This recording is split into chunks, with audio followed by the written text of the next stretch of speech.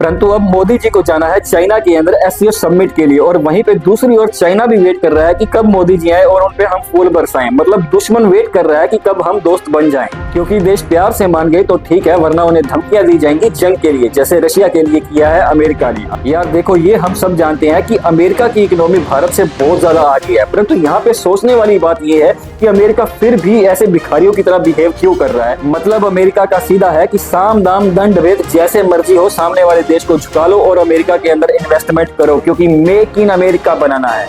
Hypocrisy का दूसरा नाम ट्रंप है, क्योंकि ट्रंप ने भारत पे टैरिफ लगा दिया। अब जब पूछा गया कि भारत पे टैरिफ क्यों लगाया, तो ये भाई साहब बोलते हैं कि भारत पे टैरिफ इसलिए लगाया गया क्योंकि भारत रशिया से ऑयल खरीदता है। परंतु इसके बाद जब पत्रकारों ने व्हाइट हाउस के अंदर ट्रंप बाबा से ये पूछा कि हम खुद भी तो केमिकल, यूरेनियम और दूसरी चीजें मंगवाते हैं रशिया से, तो इसके बारे में क्या कहेंगे, तो ट्रंप बाबा बिल्कुल चुप हो गए, जैसे मुंह पे फेविकोल लग गया हो। परंतु सच ये है कि जहां पे दूसरे देश टैरिफ के डर से अमेरिका के सामने झुक रहे हैं, वही ट्रिलियंस के अंदर इन्वेस्ट कर रहे हैं अमेरिका के अंदर, तो अमेरिका का घमंड करना तो बनता है, क्योंकि देश प्यार से मान गए तो ठीक है, वरना उन्हें धमकियां दी जाएंगी जंग के लिए, जैसे रशिया के लिए किया है अमेरिका ने। क्योंकि अमेरिका ने अपनी न्यूक्लियर सबमरीन भेज दी है रशिया के खिलाफ। पर कहते हैं ना कि दुश्मन का दुश्मन दोस्त होता है, शायद ऐसा ही कुछ देखने को मिल रहा है वर्ल्ड की पॉलिटिक्स के अंदर, क्योंकि अमेरिका और चाइना के अंदर हमेशा दुश्मनी रहती है। दोनों एक दूसरे से आगे निकलने की होड़ में रहते हैं, और जब भी दोनों को मौका मिलता है तो एक दूसरे की इकोनॉमी को प्रभावित करते हैं। ऐसा ही कुछ देखने को मिल रहा है अब भी।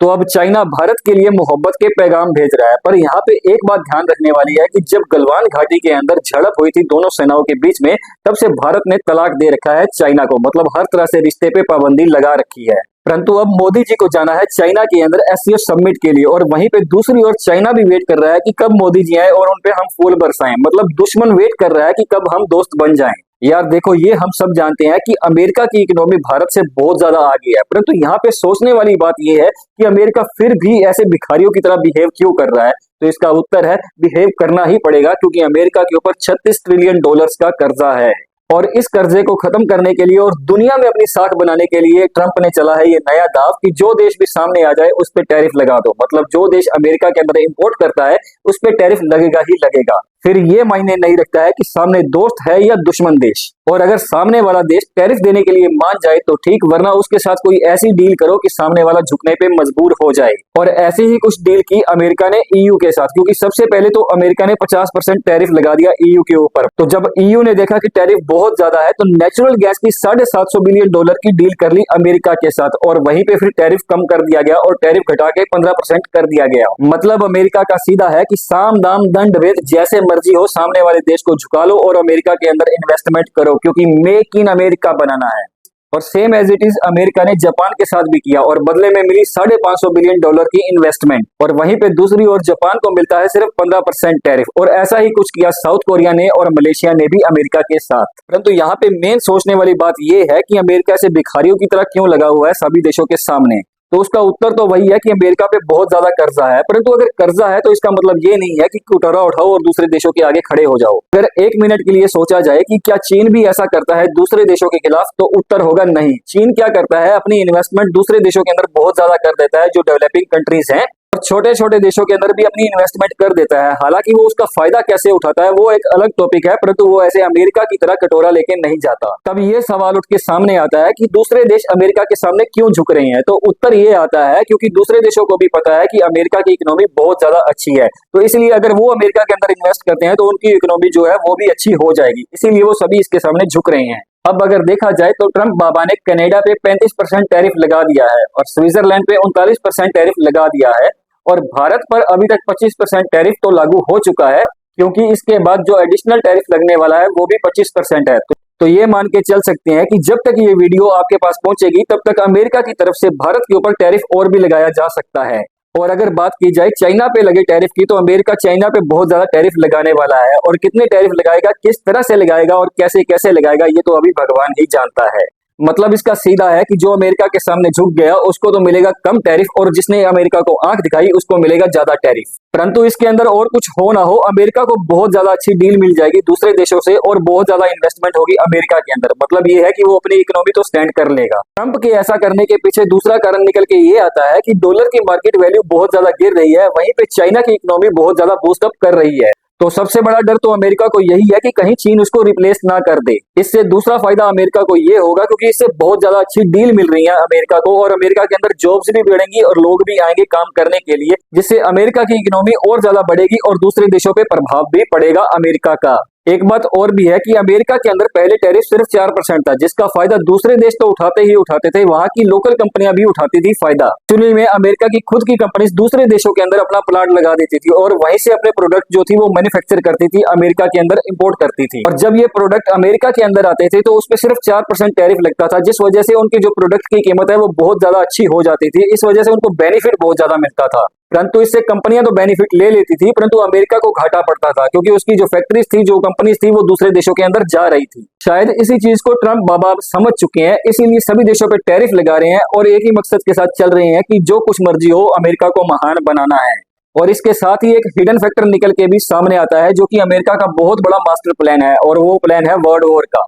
क्योंकि भविष्य के अंदर अगर वर्ल्ड वॉर होती है तो कितने देश ऐसे होंगे जो अमेरिका के साथ खड़े रहेंगे, इस बात पे भी अमेरिका अपना प्लान बना रहा है। अब एक सिंपल सी एग्जांपल लेते हैं कि अगर मान लीजिए आपकी एक प्रॉपर्टी है जो किसी दूसरे शहर के अंदर है, तो आप कभी नहीं चाहेंगे कि उस शहर के अंदर कभी कुछ नुकसान हो, कभी वहां पे अर्थक्वेक आए या वहां पे कोई मिसाइल गिरे, क्योंकि आपकी इन्वेस्टमेंट की हुई है वहां पे। और यही सेम प्लान अमेरिका भी बना रहा है क्योंकि दूसरे देश इन्वेस्टमेंट कर रहे हैं अमेरिका के अंदर, और वो ये कभी नहीं चाहेंगे कि अगर वर्ल्ड वॉर होती है तो अमेरिका के अंदर नुकसान हो। क्योंकि जिन देशों ने इन्वेस्टमेंट कर रखी है अमेरिका के अंदर, उनको पता है कि अगर गलती से भी वर्ल्ड वॉर होती है तो वह अमेरिका का नुकसान होगा, और अमेरिका का नुकसान मतलब उनका खुद का नुकसान है।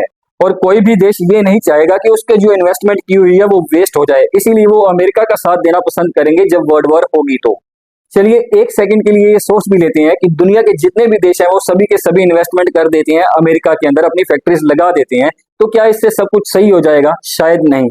क्योंकि इसका सीधा सा कारण है कि अमेरिका के अंदर जो लेबर कॉस्ट है वो बहुत ज्यादा महंगी है as comparative to other countries. अब अगर अमेरिका के अंदर फैक्ट्री लगती है तो लेबर कॉस्ट भी उतनी ज्यादा पड़ेगी, और जिस वजह से जो प्रोडक्ट है वो और ज्यादा महंगा हो जाएगा। इसलिए जब उन प्रोडक्ट को दूसरे देशों के अंदर एक्सपोर्ट किया जाएगा तो वहां पे कॉस्ट बहुत ज्यादा महंगी हो जाएगी प्रोडक्ट की, और लोग नहीं खरीदेंगे। और अब अगर बात की जाए ट्रंप ने जो टैरिफ चाइना पे लगाया है और टैरिफ की भरमार कर रखी है, तो शायद ट्रंप खुद ही अपने ख्यालों के अंदर जी रहा है। क्योंकि इसका एक सीधा सा कारण है कि आज पूरी दुनिया के अंदर चीन अपने प्रोडक्ट भेज रहा है। एक एग्जांपल अगर लें तो हमारे सुबह उठने से लेकर रात को सोने तक बहुत सी ऐसी चीजें हैं जो हम चाइना के प्रोडक्ट ही यूज कर रहे हैं, हमें पता भी नहीं होगा, परंतु फिर भी हम उसे यूज कर रहे हैं। तो इसका सीधा सा ये मतलब है कि चाइना आज हर एक देश के अंदर, हर एक शहर के अंदर, हर एक गांव के अंदर और इवन हर एक घर के अंदर अपने पैर पसार चुका है। और इसके पीछे एक सीधी सी एग्जांपल ये है कि मान लीजिए आपने कोई नया काम शुरू करना है और आपने कोई प्रोडक्ट बनाना है और उसको पूरे इंडिया के अंदर बेचना है, परंतु अपने बजट के अकॉर्डिंग, और वहीं पे दूसरी ओर इंडिया के अंदर वो प्रोडक्ट आपको अपने बजट के अकॉर्डिंग नहीं मिल रहा है, तो आप बात करेंगे चाइना से। क्योंकि चाइना तो खुद वेट कर रहा होता है कि कब इस तरह की मछलियां उनके पास आए और वो उनको मगरमच्छ की तरह हड़प ले।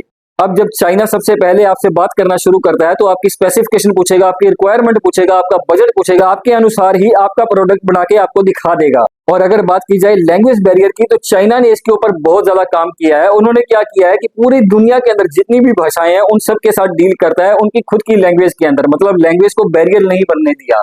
मतलब ये एक टैक्ट है जो चाइना के द्वारा अपनाया गया है लोगों को आकर्षित करने के लिए और बिजनेस लेने के लिए, और शायद अमेरिका इसके अंदर अभी पीछे चल रहा है। और फिर अगर बात की जाए दुश्मन का दुश्मन दोस्त होता है, तो चीन अब लगा हुआ है भारत के पीछे कि आप हमारी तरफ आ जाओ, क्योंकि चीन और रूस की तो अमेरिका के साथ पहले ही नहीं बनती है। ऐसे में अगर भारत भी इनके साथ आ गया तो ये स्ट्रॉन्ग बहुत ज्यादा हो जाएंगे। और अगर फ्यूचर में वर्ल्ड वॉर होती है तो न्यूक्लियर संपन्न ये तीन देश चाइना, रूस और इंडिया अगर एक तरफ होंगे तो अमेरिका को हानि होगी ही होगी। परंतु यहाँ पे एक बात याद रखने वाली है कि चीन ने हमेशा भारत को धोखा दिया है और पीठ पे हमेशा छुरा घोंपा है। चाहे चीन और इंडिया की वॉर का मामला हो या पाकिस्तान और इंडिया की वॉर का मामला हो, चीन हमेशा इंडिया के अगेंस्ट रहा है और दूसरे देशों को सपोर्ट करता रहा है। हालांकि चाइना की इकोनॉमी काफी हद तक भारत के ऊपर डिपेंड करती है, क्योंकि भारत के अंदर बहुत सा इंपोर्ट होता है चाइना का, परंतु जब भी बात होती है प्रभुता की और राइवलरी की, तो चीन हमेशा इंडिया के अगेंस्ट रहा है। परंतु जहां पूरी दुनिया के अंदर एक नैरेटिव बन चुका है कि भारत अब अमेरिका का साथ देगा या अमेरिका के अगेंस्ट जाएगा, अमेरिका का अगला स्टेप क्या होगा और भारत की इकोनॉमी पे इसका क्या प्रभाव पड़ेगा, मोदी जी बिल्कुल फेल हो चुके हैं और भारत की फॉरेन पॉलिसी बिल्कुल ठप हो चुकी है।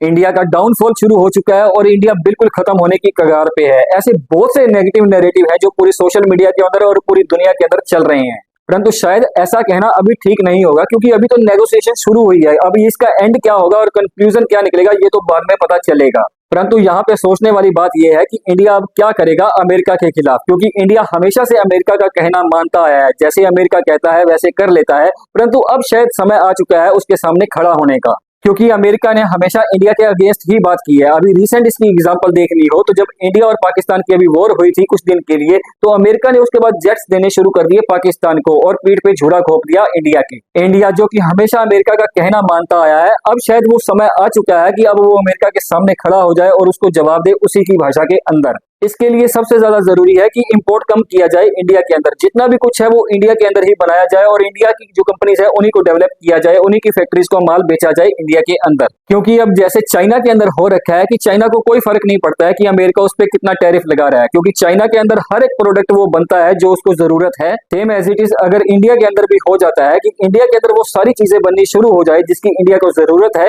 तो शायद दूसरे देशों के अंदर देखने की जरूरत नहीं पड़ेगी हमारे को। और इसी तरह अगर इंडिया हर एक चीज को मैन्युफैक्चर करना शुरू कर दे, हर एक चीज को डेवलप करना शुरू कर दे जिस चीज की हमें जरूरत है, तो शायद इंडिया भी एक दिन ऐसा आ जाएगा कि इसको रिप्लेस करना भी मुश्किल हो जाएगा। तो आप लोगों की क्या राय है कि अब इंडिया को क्या करना चाहिए? अपनी राय जरूर रखिएगा कमेंट बॉक्स के अंदर, क्योंकि बोलने से फर्क पड़ता है। बहुत बहुत धन्यवाद।